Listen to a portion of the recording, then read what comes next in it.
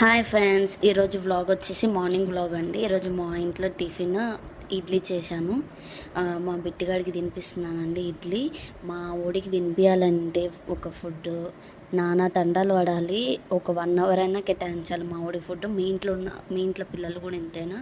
అస్సలు తినడండి, మస్తు సతాయిస్తాడు తినడానికి. ఓసారేమో తనంతలో తానే బాగా తింటాడు. ఇక ఆడి మూడ్ స్వింగ్స్ బట్టి తింటాడండి. ఇక ఇక్కడ వాడికి ఇడ్లీ తినిపిస్తున్నాను. వాడికి ఇడ్లీ తినిపించిన తర్వాత వాడు వాళ్ళ డాడీతో ఎట్లా ఆడుతుండో చూడండి. అస్సలు ఒక్క క్షణం ఆగడండి. వాళ్ళ డాడీని కొడతాడు, ఆడతాడు, మీద కూర్చుంటాడు. వాళ్ళ డాడీతో బాగా టైం స్పెండ్ చేస్తాడు. వాళ్ళ డాడీ తను బాగా ఆడుకుంటాడు డైలీ.